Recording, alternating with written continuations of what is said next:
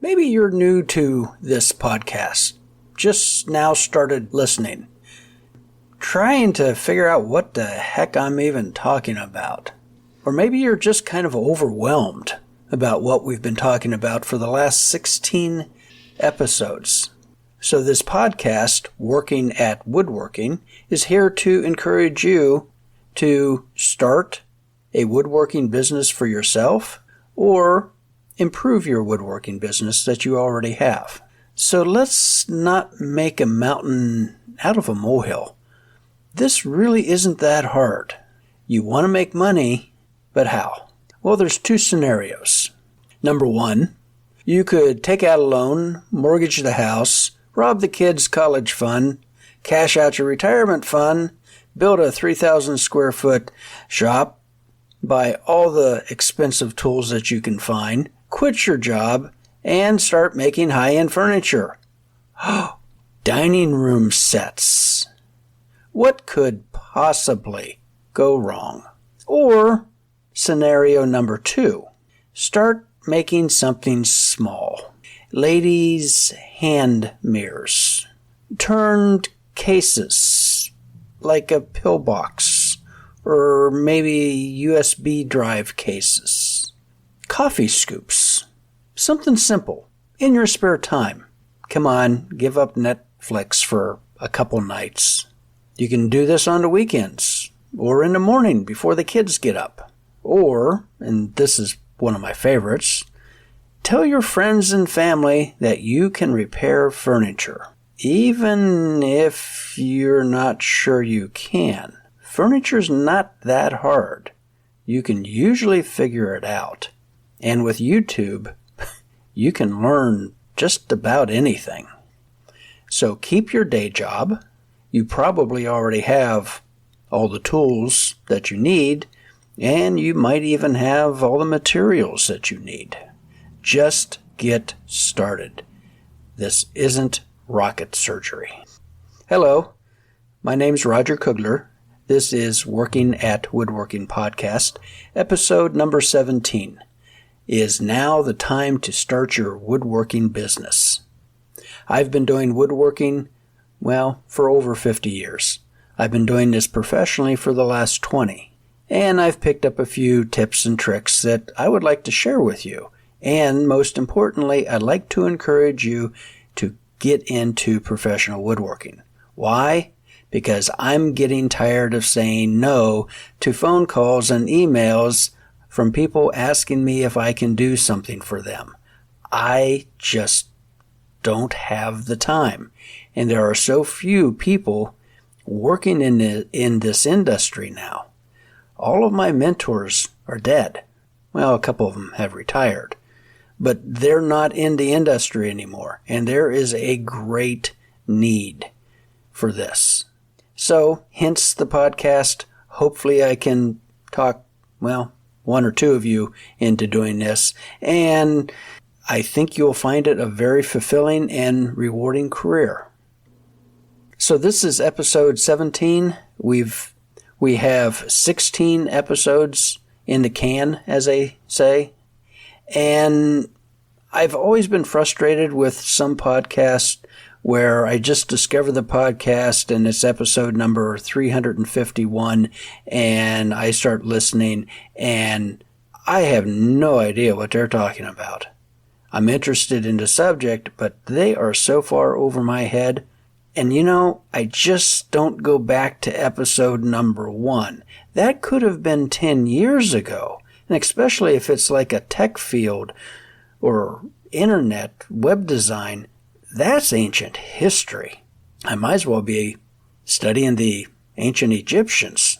So I think I'm going to probably every 4 months kind of do an intro just explaining who I am, what I'm doing, what I'm trying to accomplish, and give you a taste of you can do this. Kind of a pep rally, pep talk type thing. So let's go ahead and get into it today. I propose 2 scenarios. I hope that you understand that scenario number 1 was a total joke. Do not do number 1.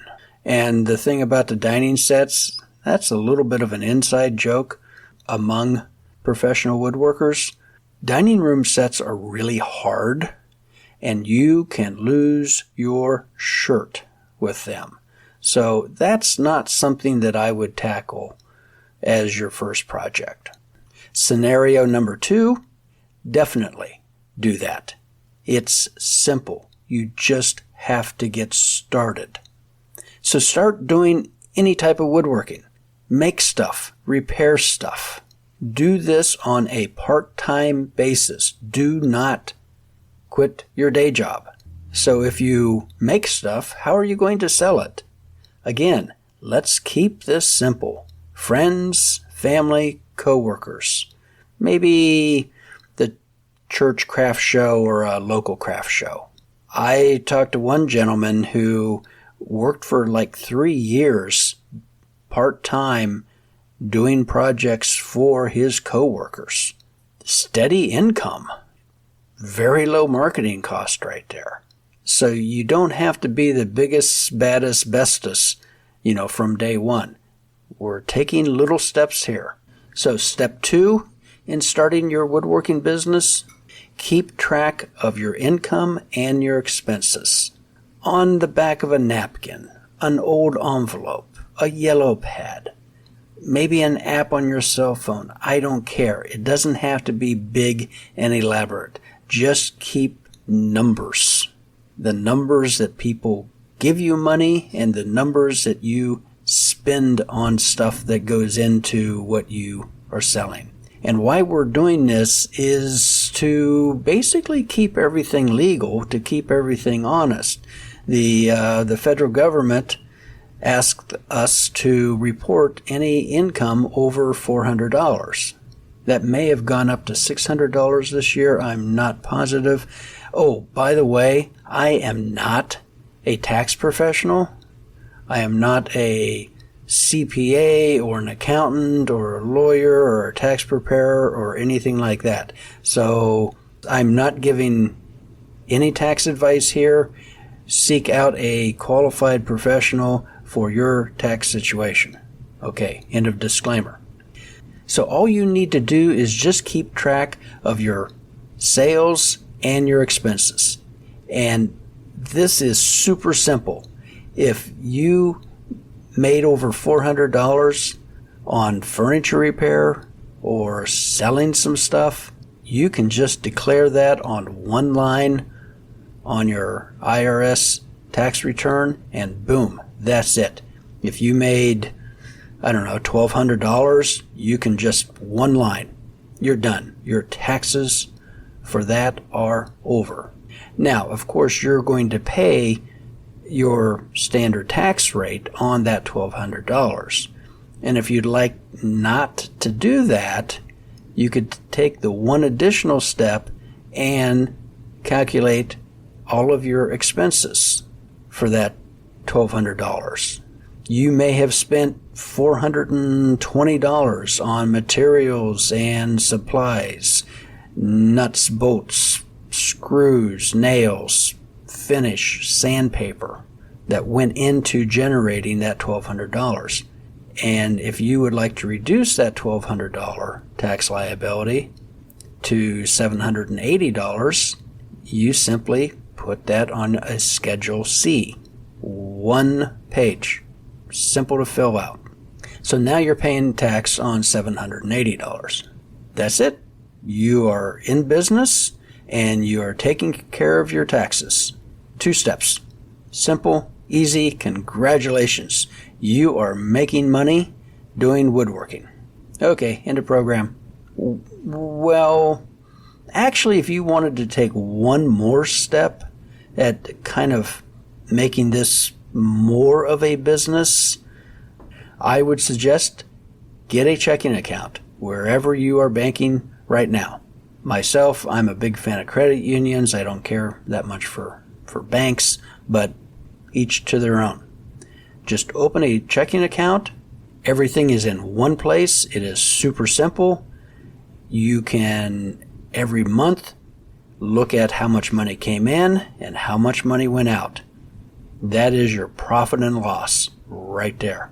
Now, when you do this, they're going to ask, what name do you want on this account? You could just use your own name, or you might want to get just slightly more fancy. Maybe you want to call it Dominic's Woodworking, or, well, only if your name's Dominic. Or maybe Randy Jones Woodworking, providing your name's Randy Jones. So it doesn't have to be big and elaborate. Now, there is a thing called doing business as. It's a little form that you sometimes have to fill out, just that establishes that your real legal name is associated with this business name. Super simple, nothing to worry about. So that's it. 3 steps. Simple, easy. Congratulations. You are making money at woodworking. You have a woodworking business. So this has been a rather short... Oh, okay. If you wanted to take this one more step, you could go to step number 4. And that's kind of expanding your horizons a little bit. We could even say this is getting into a bit of marketing, without actually saying that we're getting into a bit of marketing. Maybe you've been really successful selling your product at some craft shows, friends, family, co-workers, but people have been telling you, you really need to have this online. I think you could sell a lot of these things. Or maybe someone says, I have a neighbor who has a dining room table that needs repaired. How can she get in contact with you? So maybe you need an online store or a website. Maybe you need a website that you can also sell stuff on. That would be kind of convenient. So what do? This is step 4, selling online and building a website. So if we're only worried about selling product online, super simple. It's called Etsy. E-T-S-Y. It is a super huge worldwide marketplace with thousands of sellers and millions of buyers. It's pretty simple to get a shop set up there. You already have everything that you need. You have a checking account, you have a business name, you have the products. You'll need some photos of those products, but hey, you could take out your cell phone and take some halfway decent photos and get something up on Etsy. Again, this isn't rocket surgery. So what if you don't want to sell anything online, you just want some way for people to find you? Well, that's where a simple website could come in. And there's a lot of what's called website builders online. Wix is a large one. Shopify is a large one that also has a online store component to it. There's Squarespace, there's Bluehost, HostGator. There's a ton of them out there. I've actually left a link in the show notes to an article from PC Magazine that lists some of the best website builders in 2022. One more thing. Whenever you get your website, you're going to want to have a domain name. Now, the domain name is just the internet name of your business. So if you're Dominic's Woodworking or Randy Jones Woodworking, whatever, that is your domain. And it's super simple to register that. Myself, I use Google Domains, not affiliated, but I have found that to be the least expensive and one of the easiest domain registrars that you can use. A lot of the ones that I mentioned above, like Wix and Bluehost, HostMonster, you can also register your domain with them. I always like to kind of keep that separate, but if you want to register with them, by all means, go right ahead. No worries. So everything else is just the details. I would recommend that for more details, you go through and listen to episodes 1 through 12. Those are the core foundation episodes of Working at Woodworking. They will help you with more detail, more information, get your woodworking business up and running. And with future podcasts, I am going to dig into much deeper details, even more than the 1 through 12. And we'll get into some of the nitty-gritty things about building a website, selling online, finding good art and craft shows to attend, things like that. So the only thing you really need to do is, number 1, get started. Making things or fixing things. It's as simple as that. Many of you have probably been toying with this idea for a while, but, it just sounds so complicated. It sounds so difficult. I'm so busy. If you want to eat an elephant, you do it one bite at a time. I have no idea why that colloquialism exists. Who eats elephant? And why would you want to eat an elephant? That is really, the point is, you just need to get started. And that's what I hope that I can encourage you to do. So my recommendation